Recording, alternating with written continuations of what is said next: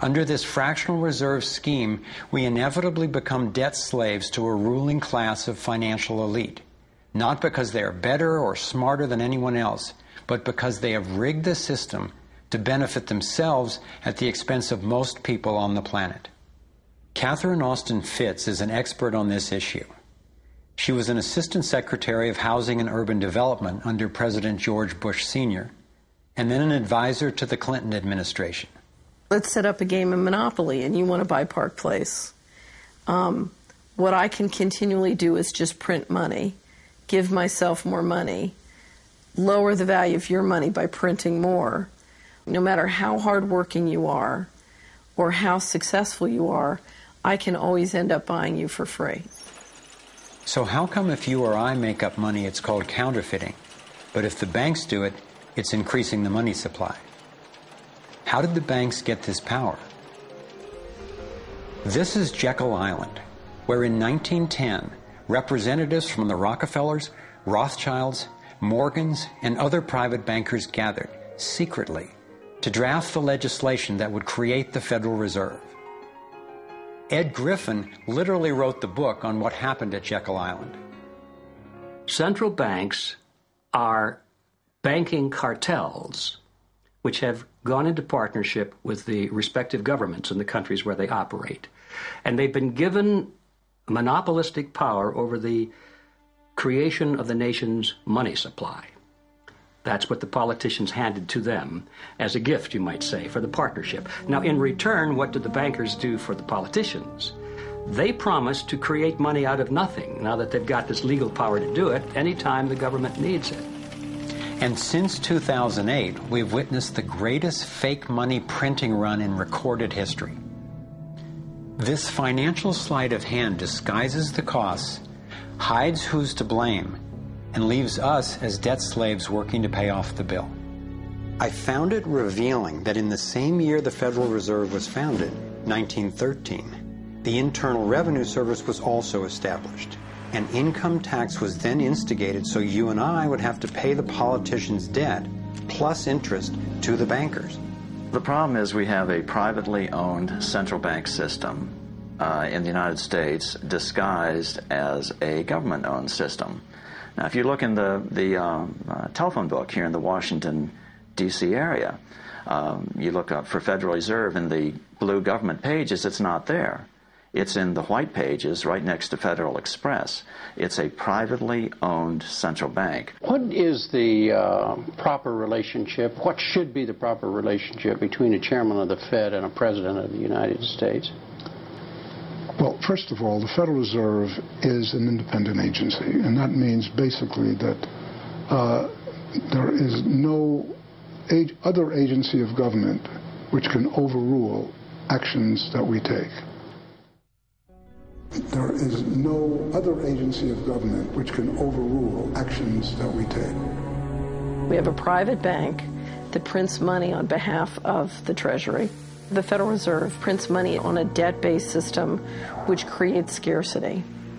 But it puts a group of insiders in a position of having access to all the data about the economy when we don't. So you have a small group of bankers who understand the data on how the money works in the economy, and it gives them the ability to print money in a way that the insiders are protected and everybody else is drained. Catherine went on to compare a healthy economy to a vibrant torus, balanced, freely flowing, and energized throughout, in contrast to what's happening in our current economy. What you have is a system that's very dynamic, and it's trying to optimize. But intertwined in the core of it, you have a tapeworm. The way a tapeworm works in your body is it injects a chemical into your body that makes you crave what's good for the tapeworm and bad for you. You have a parasite that's very much manipulating and engorging itself at the expense of the whole. We live in a tapeworm economy where the financial elite are the tapeworm and they're feeding on us. And they don't like it when people blow their cover. After Catherine began exposing government corruption at the highest levels, the FBI raided her company and seized its assets. She was dragged through the courts for 10 years before being found innocent. So we've got the Federal Reserve, a privately owned corporation with a monopoly on creating money, but with no accountability, backed up by a government with a monopoly on force. The country got sold on the Fed as an institution that would help stabilize the economy and remain independent of politics. But in fact, in close to a century of existence, the Federal Reserve has done just the opposite. Since they took charge, we've been robbed through inflation, and the purchasing power of the dollar has declined more than 96%.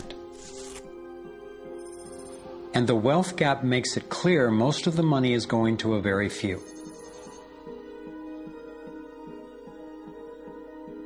Only 16 years after the Federal Reserve was in power, America experienced the Great Depression. My research revealed that before the big crash in 1929, the elite bankers pulled their money out of the stock market. After the crash, they used that money to buy up cheap stocks and smaller failing banks for pennies on the dollar. Among the bankers who consolidated their wealth this way were the Rothschilds, Rockefellers, and Morgans. A similar scenario played out in the 2008 financial collapse, with the same bankers benefiting. In the years leading up to the collapse, the biggest banks, including Bank of America, Citigroup, and Chase, controlled by the Rothschilds, Rockefellers, and Morgans, were bundling and trading bad loans that they knew would eventually fail. It's like putting rotten oranges in a box and selling them as grade AAA.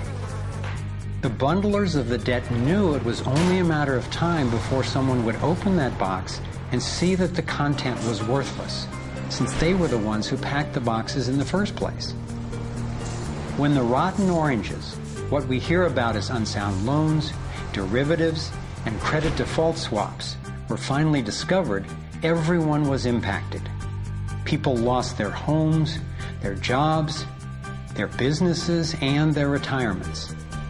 Meanwhile, the biggest banks who created the problem in the first place were the ones who got bailed out. Why's that? Why would the Federal Reserve give trillions to the banks, even though the majority of Americans were against bailing them out? And why not help those most in need rather than the perpetrators of the financial collapse? My research led me to believe that the same people who created the Federal Reserve, the Rothschilds, the Rockefellers, and the Morgans, still control it, and they use this scheme to bail themselves out at our expense. Many of the banks created are still the most powerful lobby on Capitol Hill, and they, frankly, own the place. I'm convinced that the near collapse of the economy in 2008 resulted from an orchestrated pump-and-dump scheme designed and executed by the big bankers to consolidate wealth and power. David Icke explains how he sees the Federal Reserve rigging the so-called business cycles. Stage one, it's like throwing a fishing line out. Stage one, you put lots of money, units of exchange, into circulation. You do this by pushing interest rates down, by making lots of loans. This is the part of the cycle we call a boom.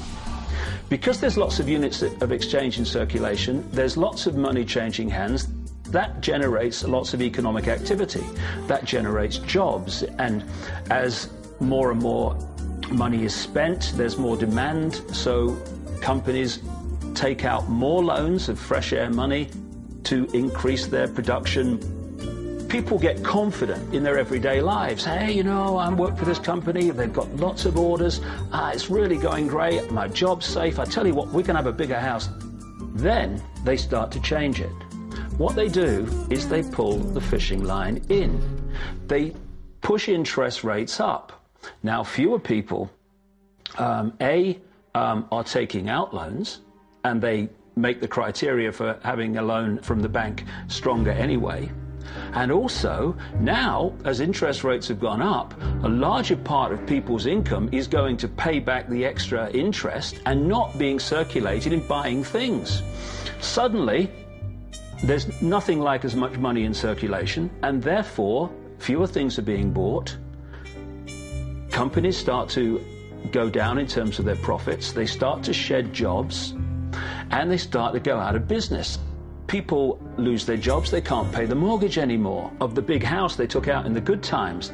Now what the banks are doing is starting to reel the fishing line in, because as they go bankrupt, companies and individuals, the banks get the real wealth, the property, the land, the resources that they had signed to them for lending merely figures on a screen. Now this economic cycle of fishing line out, fishing line back, lots of units in circulation, pull them in, has been going on for centuries. And what it's done, it's stolen and accumulated the real wealth of the world in the hands of the few.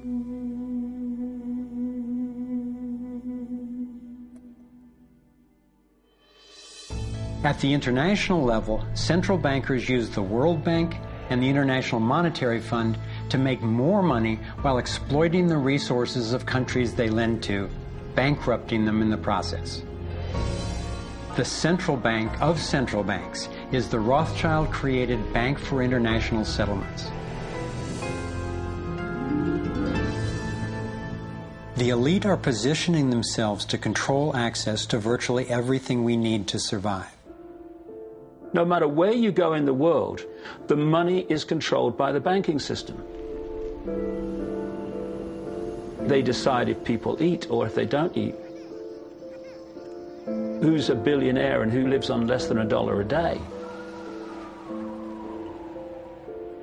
He who controls the money controls the world, and a very few control the money.